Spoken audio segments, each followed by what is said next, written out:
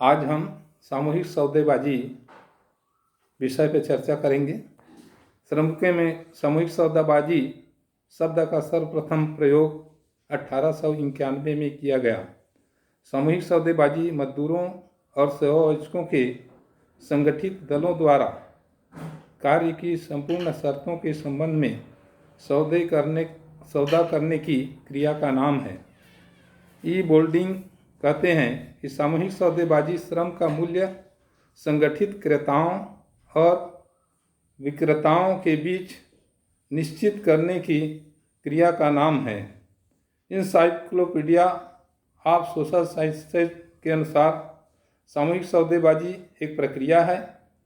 इसके साथ दो पक्ष जुड़े होते हैं। सामूहिक सौदेबाजी में एक पक्ष नियोजकों तथा दूसरा पक्ष श्रमिक संघों का प्रतिनिधि होता है। दोनों पक्षों के बीच वार्ता, संवाद तथा विचार विमर्श के आधार पर अंतःक्रिया उत्पन्न होती है। औद्योगिक शांति के लिए निर्णायक तौर पर पहल की जाती है। दोनों पक्ष द्वारा कार्य की दशाओं के संबंध में परस्पर सहमति के आधार पर समझौता करते हैं। सामूहिक सौदेबाजी के तत्व: पहला, सौदे की शर्तें। दूसरा, अनुबंध। तीसरा, सौदे को निश्चित करने की विधि। चौथा, समझौते की व्याख्या। सामूहिक सौदेबाजी की विशेषताएं: सामूहिक कार्यवाही।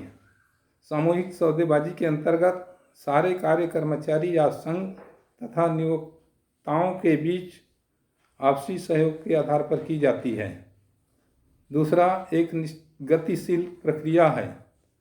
इसमें दो पक्ष जुड़े होते हैं। दोनों पक्षों के बीच वार्ता एवं विचार विमर्श होता है।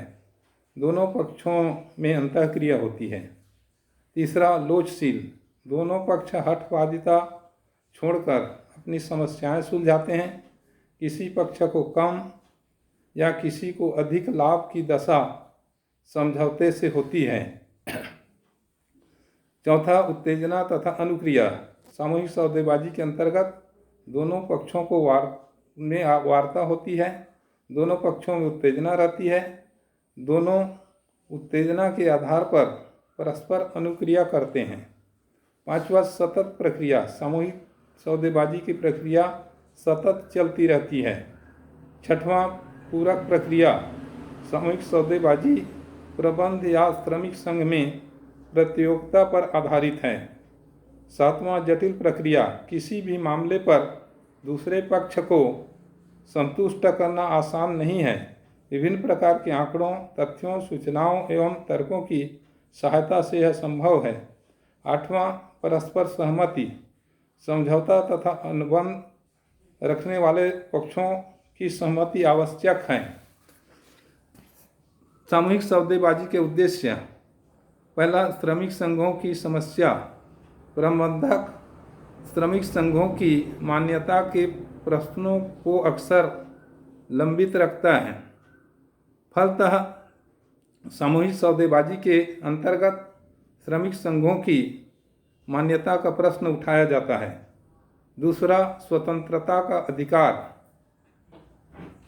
कामगार विभिन्न क्षेत्रों में स्वतंत्रता के प्रश्न को खड़ा करते हैं।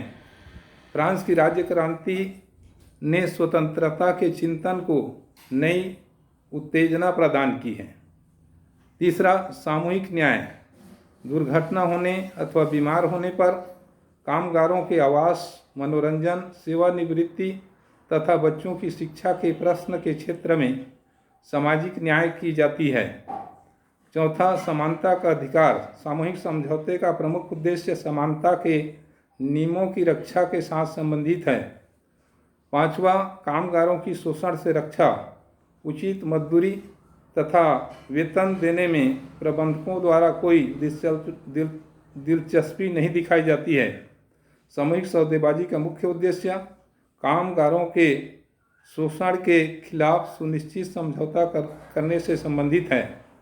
छठवां, औद्योगिक विवादों का समाधान। विभिन्न मुद्दों को लेकर प्रबंधन तथा कामगार के बीच तनाव तथा टकराव की स्थिति मौजूद रहती है।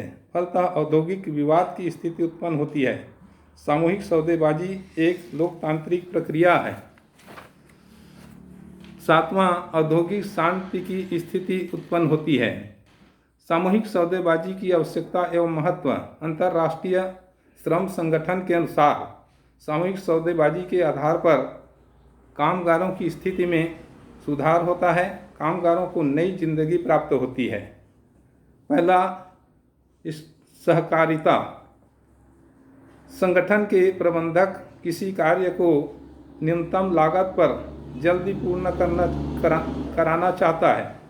कर्मचारियों का अधिकतम प्रयोग करने हेतु प्रबंधक उनका सहयोग चाहता है। सामूहिक सौदेबाजी औद्योगिक शांति के निर्माण में सहायक है। दूसरा, श्रमिकों की दशाओं के सुधार में सहायक।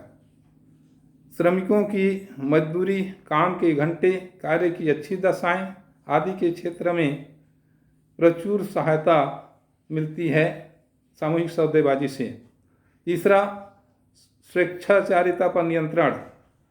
नियोजकों द्वारा श्रमिकों को अपनी इच्छा के अनुसार नौकरी देने और उन्हें नौकरी से हटा देने की प्रवृत्ति पर नियंत्रण होता है।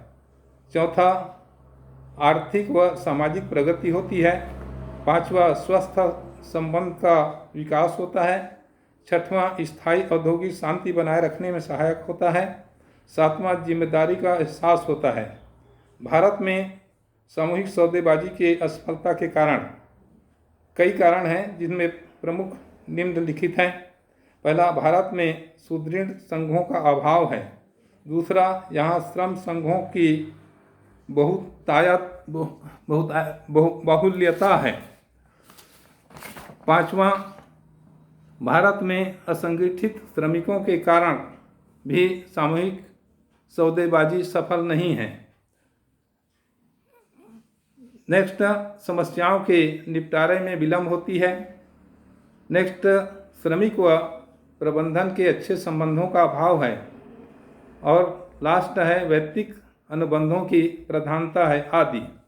सामूहिक सौदेबाजी के लाभ। सामूहिक सौदेबाजी के लाभ निम्नलिखित हैं। पहला, औद्योगिक शांति स्थापित होती है। विवादों की संख्या घटती है। दूसरा, इससे शांति की परंपरा पड़ जाती है। तीसरा, निरीक्षक की मनमानी का अंत होता है। चौथा, श्रमिक वर्ग का महत्व बढ़ जाता है। और पांचवा है, कृषि पर जनसंख्या का दबाव कम होता है आदि। सामूहिक सौदेबाजी के दोष निम्नलिखित हैं। यदि बिना औद्योगिक समस्याओं पर पर्याप्त विचार किए हुए श्रमिकों की मजदूरी बढ़ा दी जाती है, तो उद्योग के अन्य साधनों को पर्याप्त पुरस्कार नहीं मिलता और विकास अवरुद्ध हो जाता है। दूसरा, सामूहिक सौदेबाजी से जो मजदूर संघ के सदस्य नहीं हैं वे नुकसान में रहेंगे। तीसरा, सामूहिक सौदेबाजी रोजगार पर भी प्रतिकूल प्रभाव पड़ता है। कारण यह है कि उद्योगपति मजदूरों को मजदूरी उनकी उत्पादकता से अधिक नहीं दे सकते, अतः उन्हें उत्पादन और रोजगार घटाने पड़ते हैं। सामूहिक सौदेबाजी को सुदृढ़ बनाने के उपाय निम्नलिखित हैं। पहला, सामूहिक सौदेबाजी से संबंधित दलों की मनोवृत्ति में मूलभूत परिवर्तन आवश्यक है ताकि वे सामूहिक सौदेबाजी के महत्व को स्वीकार कर सकें। नेक्स्ट है, श्रमिक संघों को शक्तिशाली होना चाहिए और उनमें उत्तरदायित्व का एहसास होना चाहिए। तीसरा, प्रबंधकों में प्रगतिशील और उदार दृष्टिकोण की उपस्थिति सामूहिक सौदेबाजी की सफलता के लिए आवश्यक है। चौथा, श्रमिक वर्ग में शिक्षा, ज्ञान, चेतना एवं जागरूकता की कमी सफल सामूहिक सौदेबाजी के मार्ग में अवरोध उत्पन्न करते हैं, जिसे दूर करना चाहिए। पांचवा, तथ्यों की खोजबीन और निष्पक्ष जांच पड़ताल करने में आस्था होना चाहिए इत्यादि।